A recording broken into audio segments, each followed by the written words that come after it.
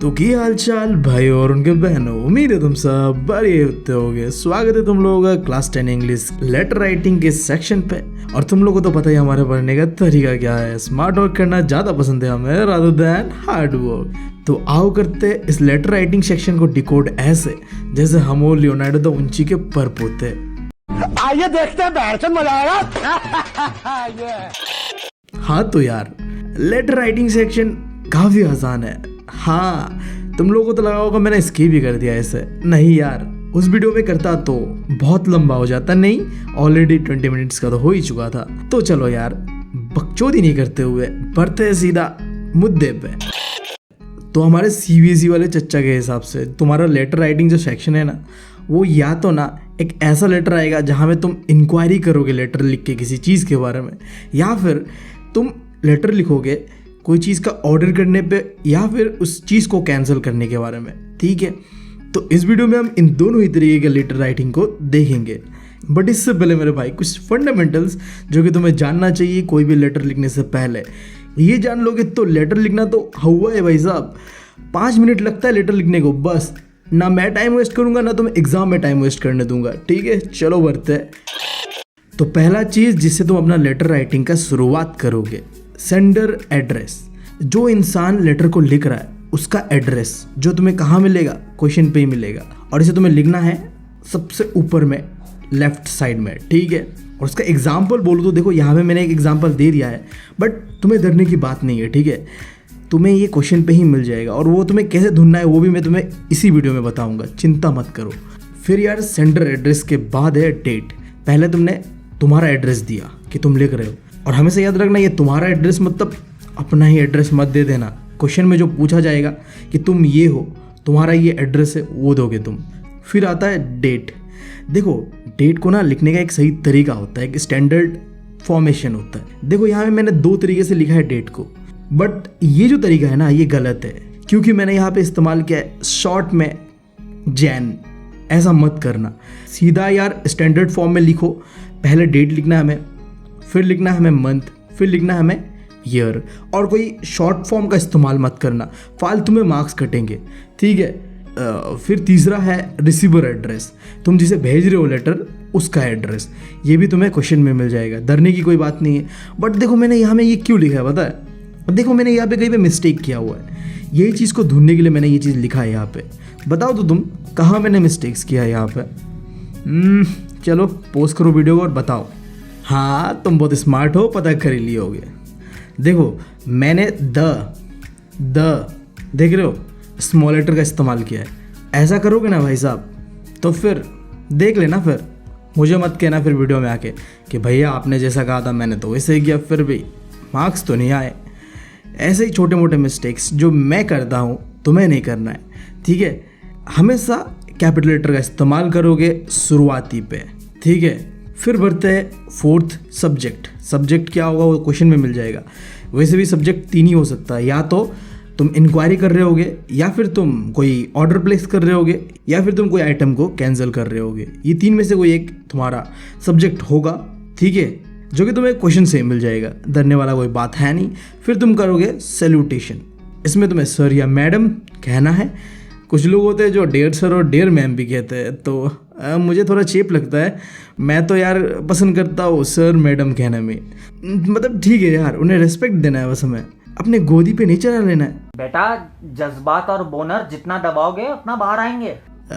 फिर बॉडी का बात करते हैं। ये है वो पोर्शन जिसमें तुम सबसे ज़्यादा अटकोगे, क्योंकि आगे जो भी चीज़ मैंने बताया और इसके लास्ट में जो भी बताऊंगा वो तुम कर लोगे। क्वेश्चन पे दिया होगा, थोड़ा प्रैक्टिस करोगे हो जाएगा। बट बॉडी इसका क्या, देखो जैसे हमारा बॉडी बनाने के लिए हमें थोड़ा मेहनत करना पड़ता है ना, वैसे ही इधर भी थोड़ा सा मेहनत है। बट हाँ मैं तुम्हें ट्रिक तो बता ही दूंगा। देखो हमने बॉडी को 3 हिस्से में बांटना है। ठीक है, ध्यान देना, 3 हिस्से में बांटेंगे हम। ठीक है, पहला हिस्सा होगा इंट्रोडक्टरी पैराग्राफ, जहाँ में हम सिंपली जो भी हमें क्वेश्चन में कहा जाएगा उसके हिसाब से हम क्यों लिख रहे हैं लेटर को, वो चीज़ हम बताएंगे कि देखो हमने ये लेटर लिखा है तो मैं इसलिए। तो क्लियर है पहला चीज़, हम पहला पैराग्राफ में ये चीज़ लिखेंगे कि हमने इस लेटर को क्यों लिखा है। फिर जो दूसरा पैराग्राफ होगा वो होगा इन्फॉर्मेशन पैराग्राफ। यहाँ में हम कुछ इन्फॉर्मेशन डालेंगे या फिर इन्फॉर्मेशन के बारे में पूछेंगे। और जो आखिरी पैराग्राफ होगा यहाँ में हम कंक्लूड करेंगे चीज़ों को। और कंक्लूड कैसे करोगे, तुम इस्तेमाल कर सकते हो रिक्वेस्ट करके, सजेस्ट करके, तुम होप कर सकते हो, कुछ कमेंट कर सकते हो। तुम मतलब उम्मीद कर रहे हो, ठीक है, कि हाँ भाई साहब, सपोज यार तुम इंक्वायरी कर रहे हो, तो तुमने इंक्वायरी किया, तुमने कुछ बेसिक इन्फॉर्मेशन मांगा, मांगने के बाद तुमने कहा कि I hope this could be send very soon to me. हाँ, मुझे बहुत ही जल्दी ये पहुँचा देना, समझ रहे हो। तो तुम समझ गए अब कि बॉडी 3 हिस्सों पे बटेगा। पहला हिस्सा में तुम इंट्रोडक्शन दोगे, इंट्रोडक्शन मतलब मैंने क्यों लिख रहा हूँ इस लेटर को। फिर दूसरा पैराग्राफ जहाँ में तुम इन्फॉर्मेशन मांगोगे या फिर इन्फॉर्मेशन दोगे, और आखिरी पैराग्राफ में तुम कंक्लूड करोगे।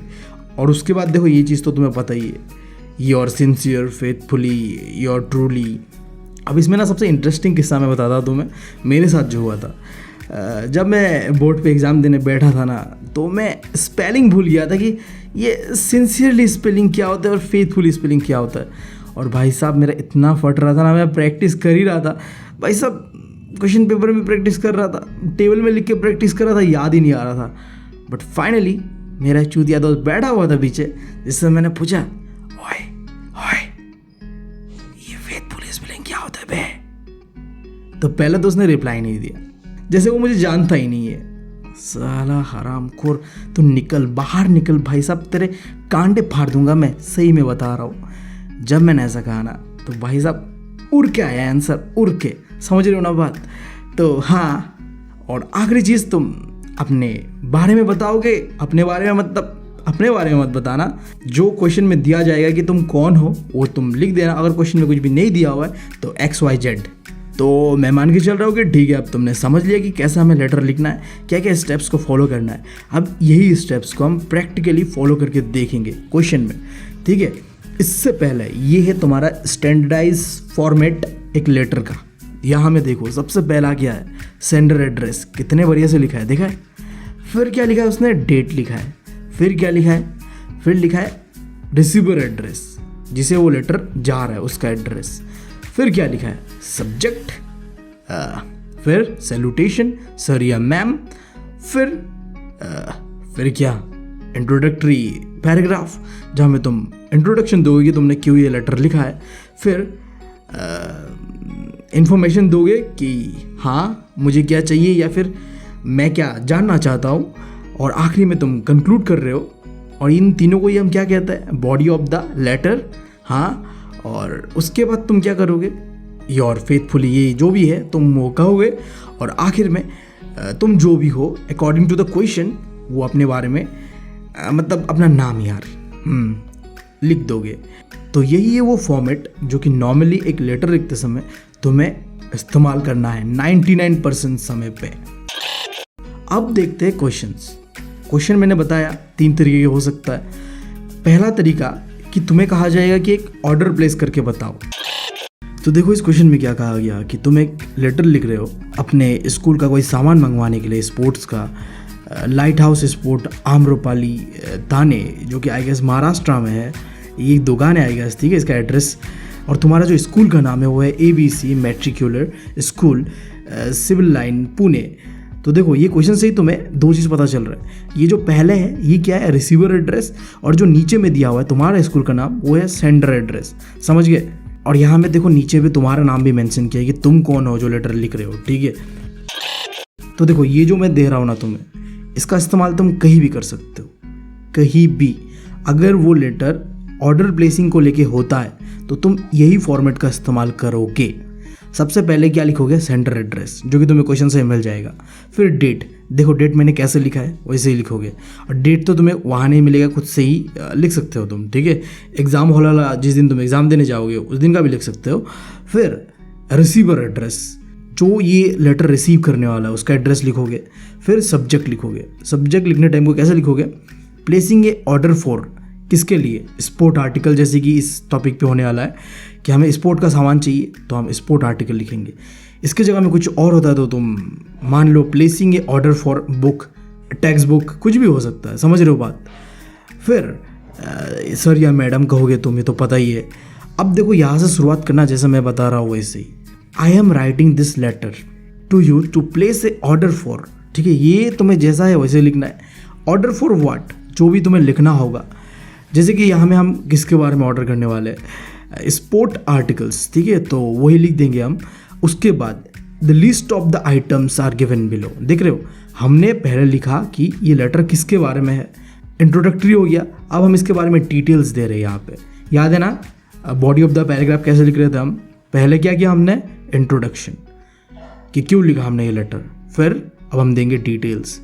जैसे कि हमें यहाँ पे चाहिए जो भी आइटम्स, उनका नाम, कितना चाहिए, क्वांटिटी और सीरियल वाइज। तो क्वेश्चन में यहाँ में 4 आइटम्स कहा गया था, बट मैंने यहाँ पे 2 ही दिया क्योंकि मेरे पास जगह है नहीं।